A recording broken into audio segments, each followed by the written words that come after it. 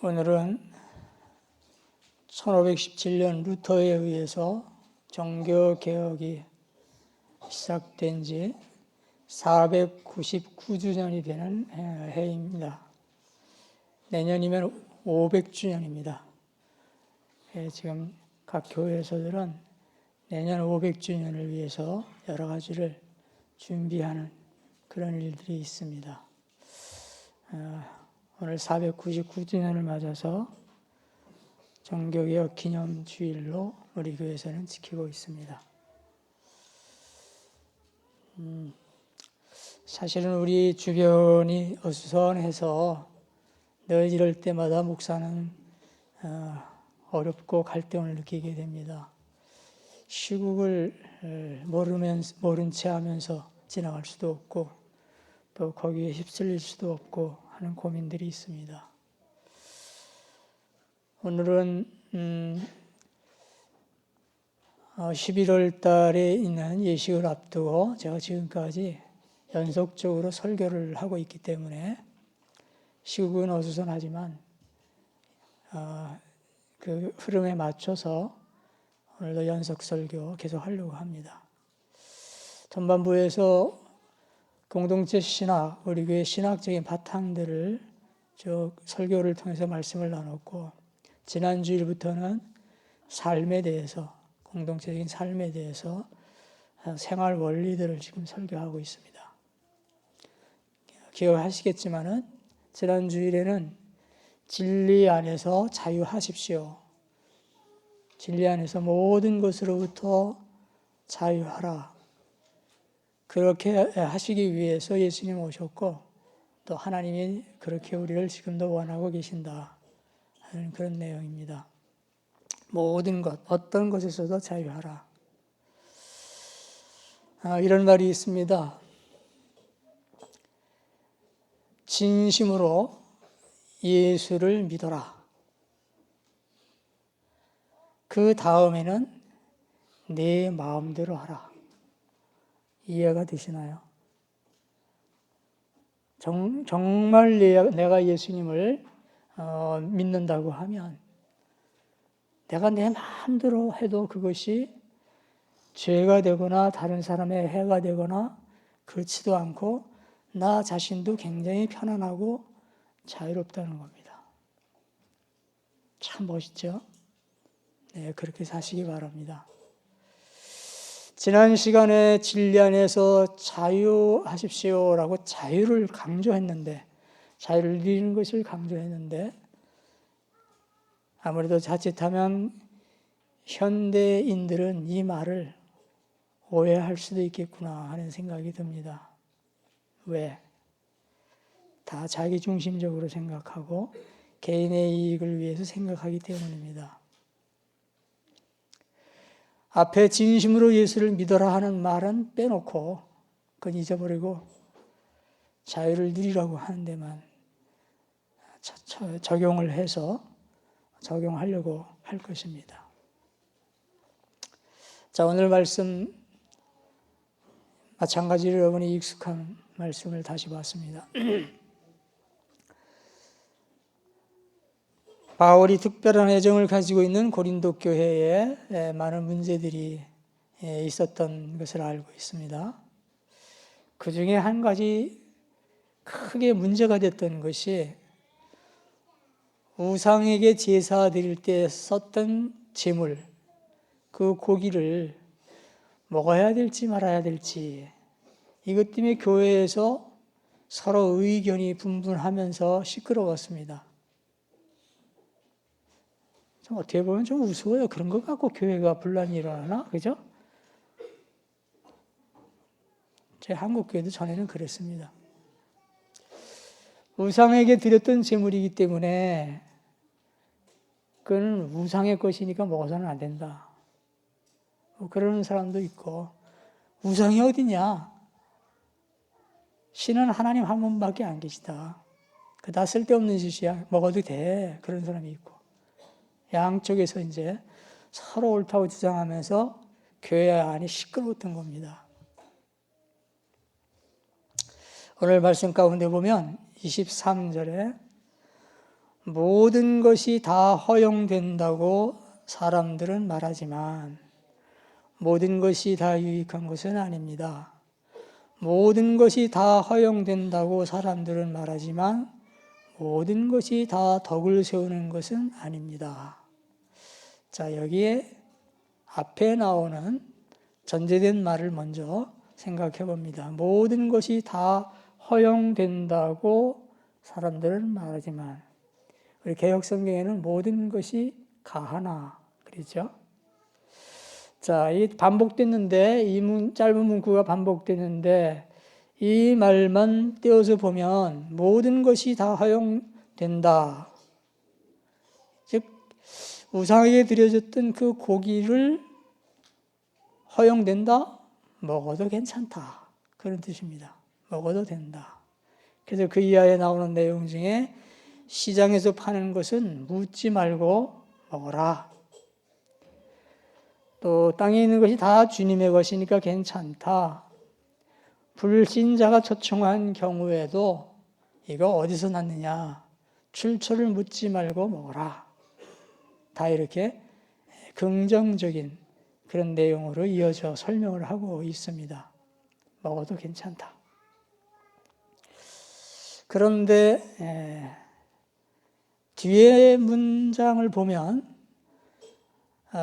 모든 것이 다 허용된다고 사람들은 말하지만 그리고 모든 것이 다 유익한 것은 아닙니다. 이렇게 말을 하죠.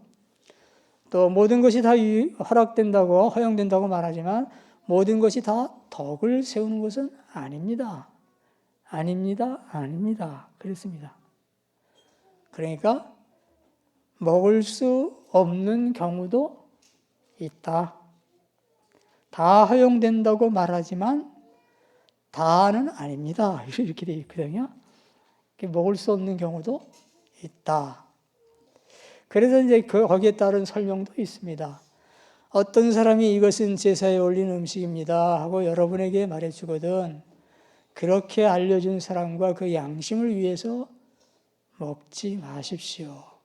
그 사람과 그 사람의 양심을 위해서 먹지 않아야 되는 경우입니다. 이렇게 설명을 해주고 있습니다. 자, 어쨌든 우리가 잘 아는 내용입니다. 이 말씀은 우상에게 드렸던 고기를 먹어도 되느냐, 먹어서는 안 되느냐. 여기에 원칙이 있습니다. 원칙적으로 먹어도 된다. 그런데 다 그런 것이 아니라 그 원칙이 아닌 예외, 먹을 수 없는 경우가 있다. 어떤 경우? 다른 사람에게 유익이 되지 않거나 다른 사람에게 덕을 끼치지 못하게 되면 먹어서는 안 된다. 기본적으로 먹을 수 있는데 먹어서는 안 되는 경우가 있다. 자, 이제 그 의미를 조금 더 우리가 풀어보겠습니다. 복잡하지 않도록 덕이라는 말 하나로 풀어봅니다. 덕. 바울이 말하고 있는 이 덕이 뭘까? 덕을 위해서는 먹지 말아야 된다 그러는데 덕이 뭘까? 오늘 나오는 내용 중에 보면 자기의 유익을 구하지 않고 남의 유익을 추구하는 것을 덕이다. 이렇게 지금 의미를 담고 있습니다. 자기 유익을 구하는 게 아니라 다른 사람의 이익입니다. 이익을 구하는 것이다. 그리고 또 한 가지 뜻은 알게 한 사람과 그 양심을 위해서. 이 말은 두 가지 내용이 이렇게 들어있는 것 같지만 하나로 합치면 무슨 뜻인가 하면 약한 사람이란 뜻입니다. 믿음이 약한 사람을 위해서 그런 뜻입니다. 즉 남의 유익을 구하고 약한 사람을 위해 줄 수 있는 그런 두 가지 의미를 표현한 것이 덕이라는 말입니다. 그리고 바울은 자신의 경우를 예로 들었습니다. 9장에 나오는 내용인데요. 내가 자유인이 아닙니까? 지난 시간에 얘기한 내가 자유인이 아닙니까?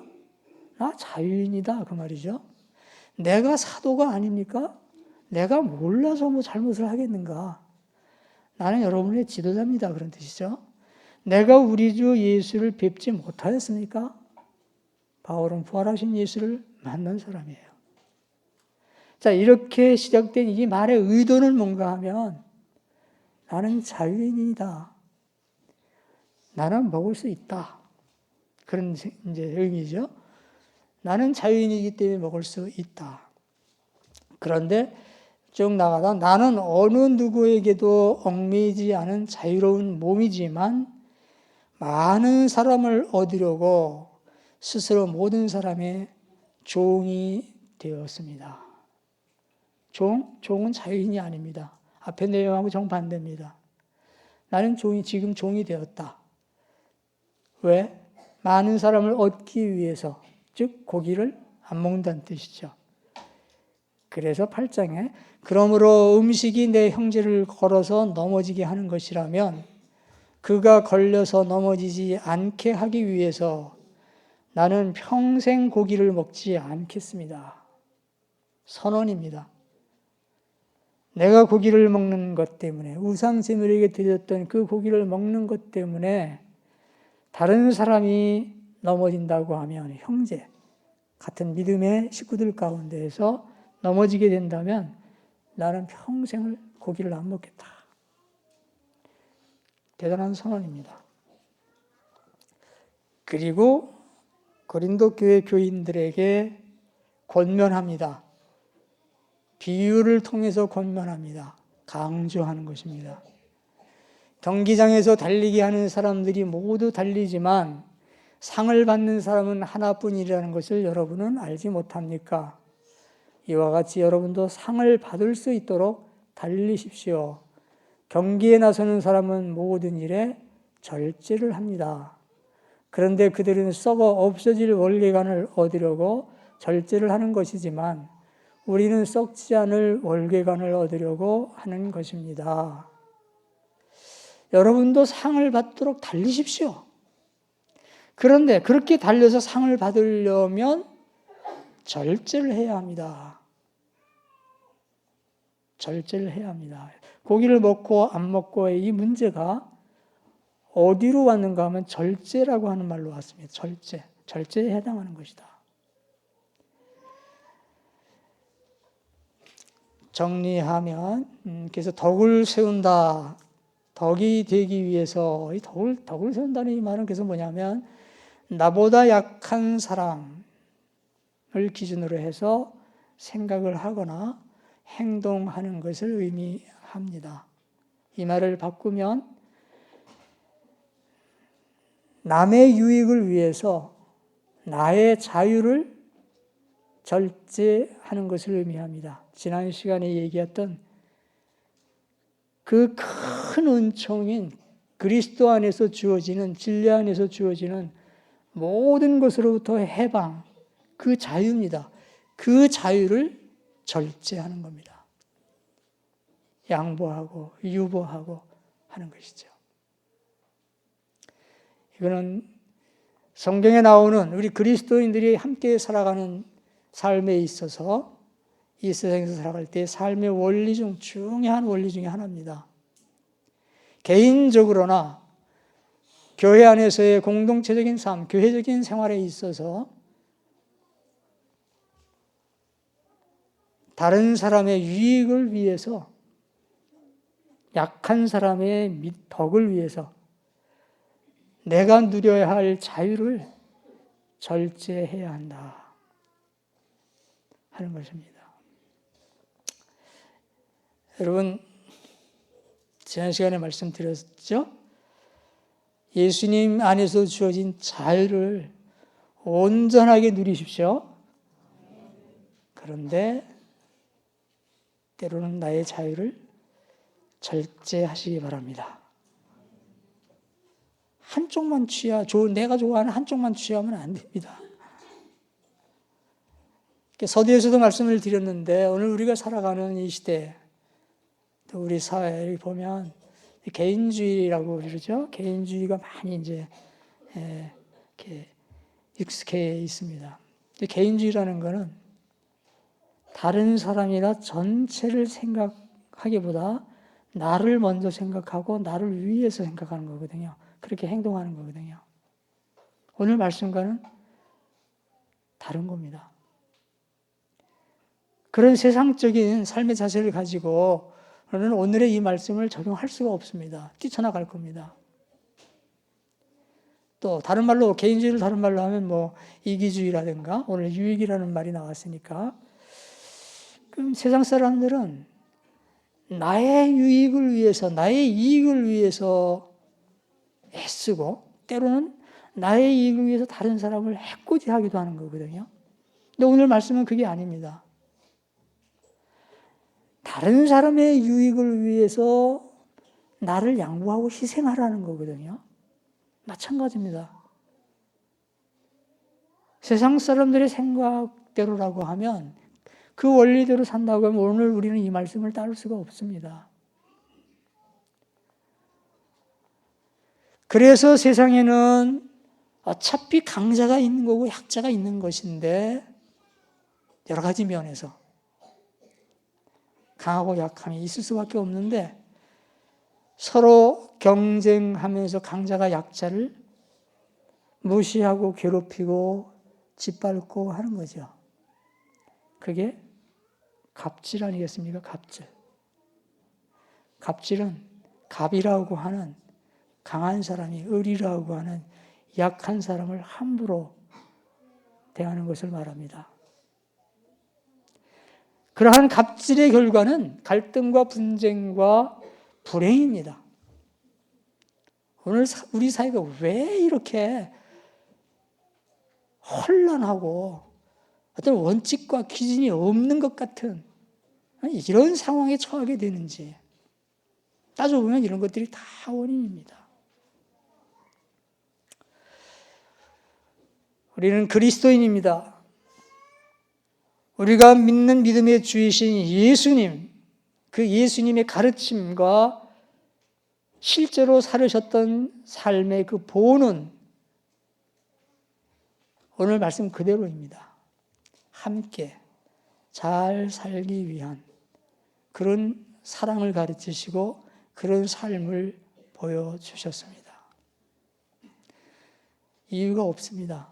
바로 그 예수님의 제자이기 때문에 우리는 세상 사람들처럼 살 수가 없고 예수님처럼 살아야 되는 겁니다. 아닙니까? 우리는 예수님의 제자예요. 예수님의 가르침대로 살아야 합니다. 나의 자유, 예수 그리스도께서 큰 값을 치르고 나에게 허락하신 그 자유를 다른 사람을 위해서 절제하시기 바랍니다. 그렇게 하면 우리도 조금이나마 예수님께서 베푸셨던 좋은 영향을 이 세상에 다른 사람들에게 끼칠 수 있을 것입니다. 나아지겠죠, 우리가 살아가는 세상에. 그래서 강할 수가 있고 약할 수가 있는데 어떤 형편에 있든지 모든 사람들이 함께 잘 어울려 살아갈 수 있는 그러한 행복한 삶을 살 수 있을 것입니다. 남을 위해서, 남의 유익을 위해서 나의 자유를 절제하시기 바랍니다.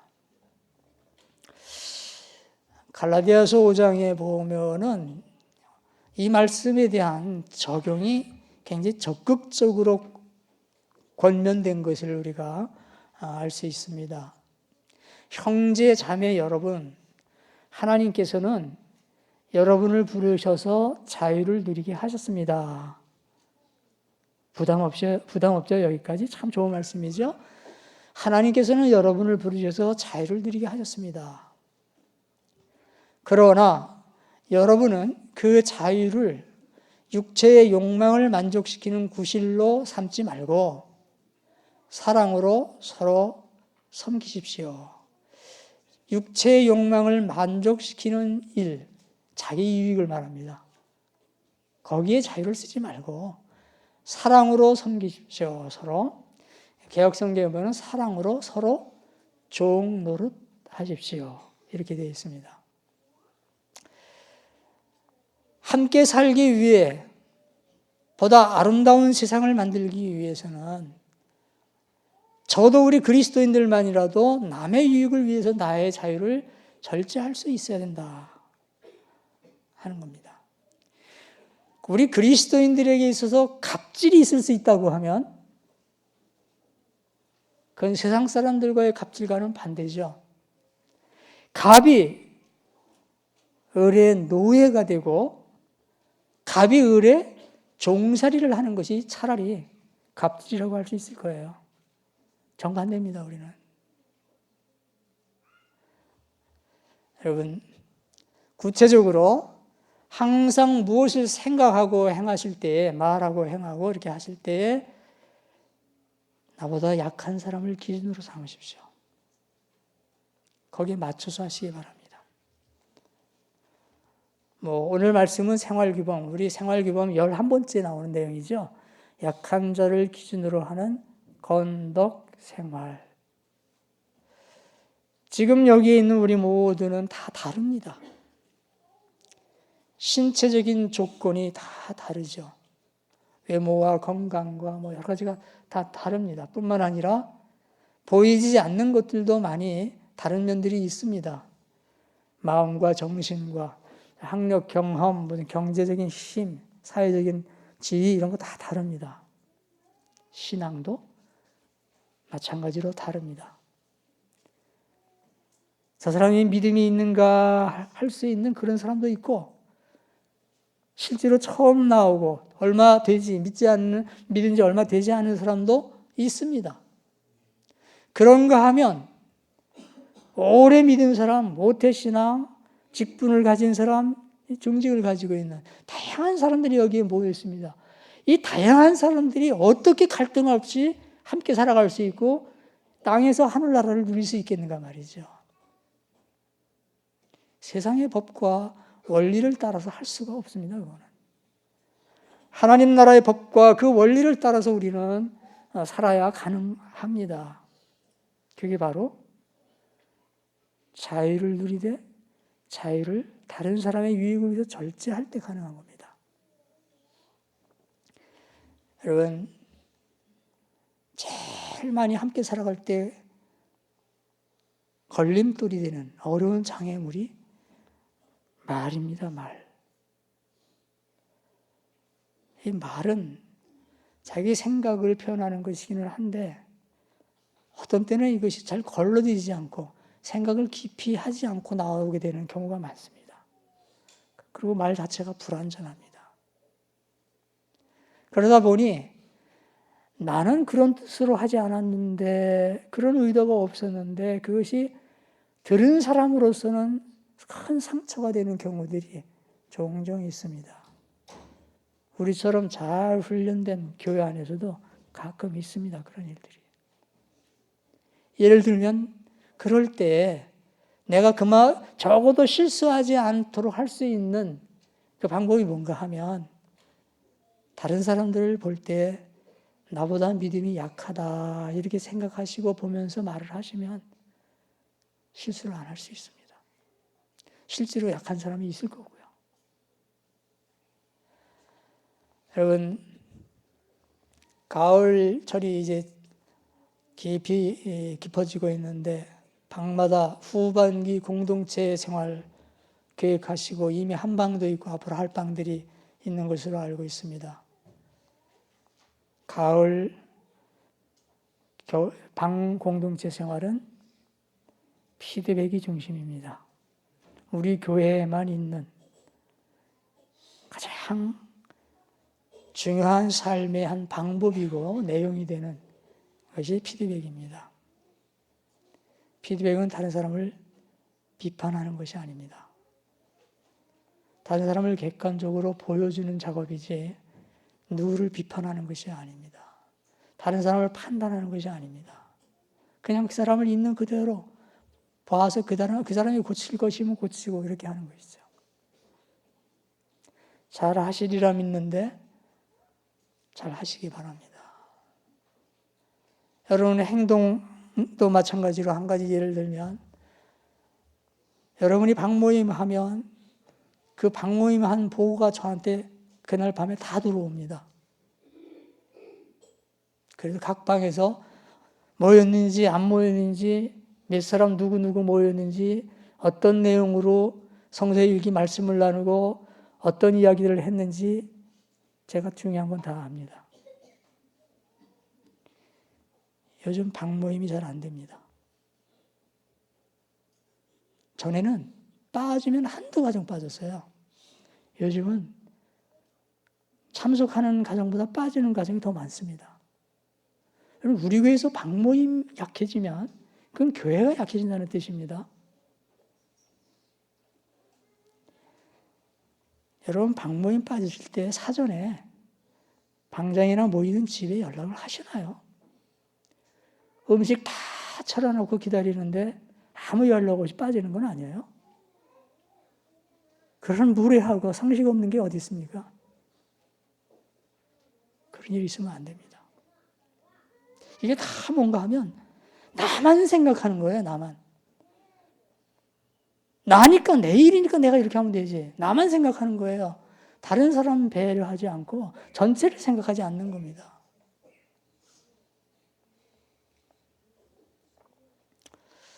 오늘 말씀의 결론은 31절 이하입니다. 우상에게 드렸던 고기를 먹어도 되느냐, 먹어서는 안 되느냐 하는 이 문제에 대한 교훈과 그 교훈의 마지막 결론입니다. 이것은 우리가 무엇을 해야 되나 말아야 되나 하는 그리스도인으로서의 삶에 있어서 중요한 기준이 되는 것이죠. 그러므로 여러분은 먹든지 마시든지 무슨 일을 하든지 모든 것을 하나님의 영광을 위하여 하십시오. 너무 잘하는 말입니다. 바로 우리 장로교의 표입니다. 하나님의 영광을 위하여. 그러면 영광이라는 말은 그 표현을 그렇게 하면 굉장히 막연하고 어려울 것 같은데, 하나님께 영광을 돌린다, 하나님의 영광을 위한다 하는 말은 쉽게 바꾸면 하나님을 기쁘게 해드린다는 뜻입니다. 하나님을 기쁘게 해드리기 위해서 그런 뜻입니다. 그리고 마지막에는 하나님의 영광을 위하여 하라고 그랬는데, 내가 내 이로움을 구하지 않고 많은 사람의 이로움을 추구하여 그들이 구원을 받게 하려는 것입니다. 맨 끝에 마지막 절에 이런 내용이 있습니다. 즉 하나님의 영광, 하나님을 기쁘게 하는 것, 그러면 막연한 것 같은데, 멀리 고차원 세계에서 하는 얘기인 것 같은데 그게 아니고, 내 이익이 아니라 다른 사람의 이익을 끼치고 다른 사람을 구원하게 하는 것, 그것이 하나님께 영광 돌리고 하나님을 기쁘게 해드린다고 이렇게 연결되어 있는 겁니다. 어려운 말을 쉽게 푼 겁니다. 구체적으로. 여러분, 우리가 말하고 행동하고 생각하는 모든 기준에 이 말씀을 꼭 기억하시고 적용하시기 바랍니다. 하나님의 영광을 위하여. 그것은 다른 사람들의 유익과 구원을 위해서. 얼라이브라고 하는 영화가 있었습니다. 저는 이 영화를 아직 못 봤는데요. 이 영화의 내용은 실화입니다. 실화를 영화로 만든 겁니다. 근데 그 내용이 이런 것입니다. 1972년 10월 13일 금요일, 13일 금요일 아시죠? 13일 금요일, 우루과이의 한 대학의 럭비팀이 시합을 하기 위해서 비행기를 타고 칠레로 날아가다가 안데스 산맥 꼭대기에서 추락을 했습니다. 비행기가 많이 부서졌고 그랬는데 해발 3,500m가 된다고 그럽니다. 굉장히 높은, 백두산보다 훨씬 높죠? 3,500m 되는 그 지역에 밤이 되면 영하 30도, 40도까지 내려가는 그 추운 눈 덮인 그 산 꼭대기에 비행기가 추락을 했습니다. 다행히 사람들은 추락하면서 죽거나 다친 사람은 없었던 모양입니다. 그런데 72일간을 거기서 버텨서 살아납니다. 시간이 지나면서 추위에 떨고 음식이 다 떨어지고, 그리고 아마 라디오를 듣고 있었던 모양인데 라디오에서는 이제 수색화된 걸 정부에서 포기했다. 시간이 많이 지나니까 포기했다. 그런 걸 들으면서 절망에 빠지고, 그러면서 이제 버티게 된 건데 45명 중에서 16명이 살아남고 나머지는 그 과정에서 죽은 거죠.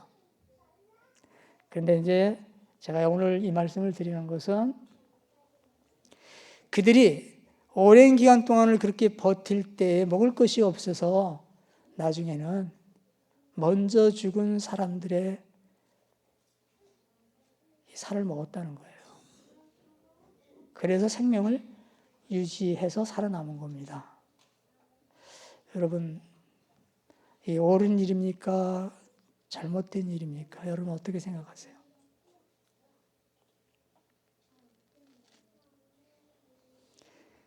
설교 시간이 아니면 뭔가 이렇게 좀 한마디 하고 싶으시죠? 사람 고기를 먹었어요. 어떤 신학자는 이것을 가리켜서 어떤 의미에서는 이게 진정한 성찬이 아니겠느냐, 이렇게 얘기한 사람도 있습니다. 여러분, 이러한 문제를 가지고 이건 답이 없습니다. 저의 정리는 그렇습니다. 답이 없습니다. 옳다 그러다 간단히 단순하게 그렇게 말할 수 있는 문제가 아닙니다. 하나님만이 아시죠. 그런데 우리가 한 가지 생각을 할 수 있다고 하면 이런 거죠. 그때 그 상황에서 그 사람들이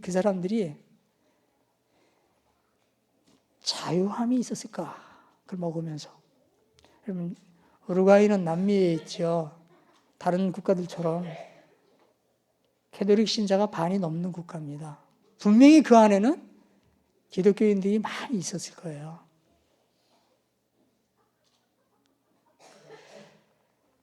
예수님 믿는 사람으로서 진리 안에서 갖는 그 자유가 그때 그들에게 있었을까?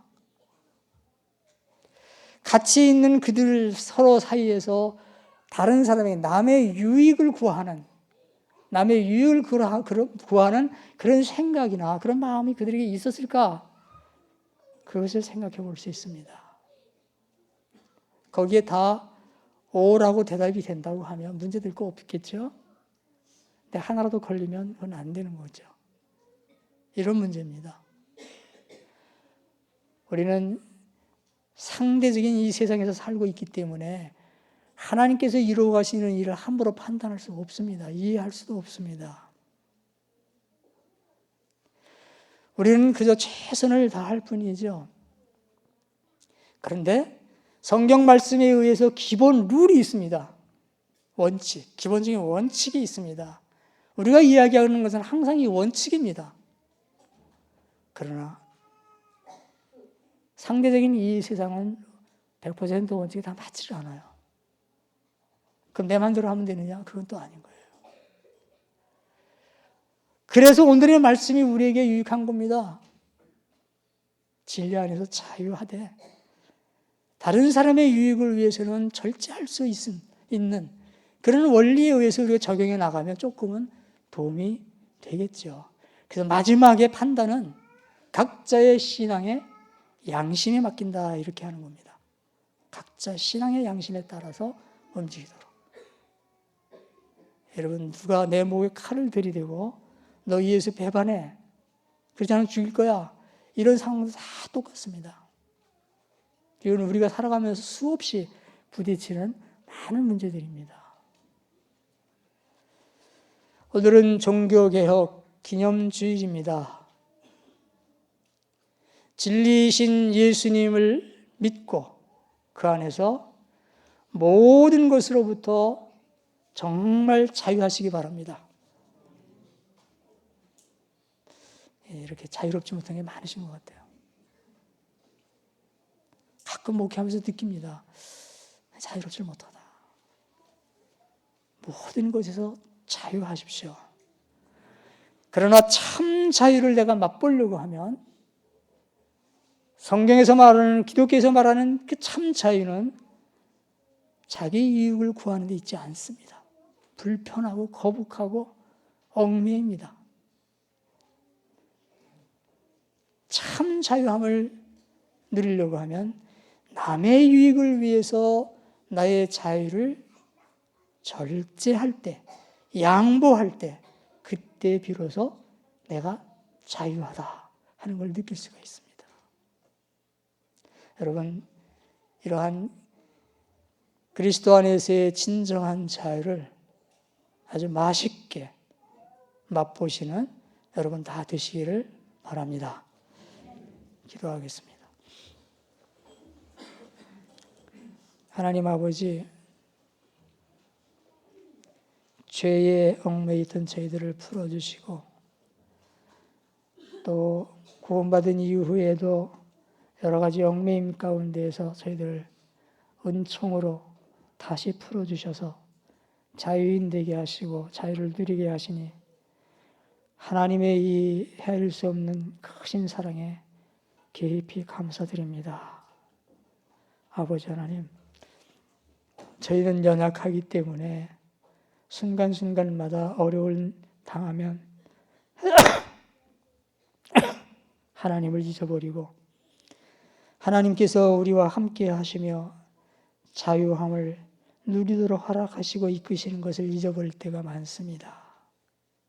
아버지 하나님, 우리의 믿음이 성화되어지고 성숙해지기를 간절히 바라는데 오늘 말씀에 의해서 오늘은 저희들이 내 안에 허락하신 그 자유를 다른 사람의 유익을 위하여 구원을 위하여 절제함으로 경험하고 누리게 되는 이 진정한 자유를 맛볼 수 있도록 허락해 주옵소서. 성령께서 도와주실 줄을 믿기 때문에 성령의 도우심을 의탁드리면서 예수 그리스도의 이름으로 기도드립니다. 아멘.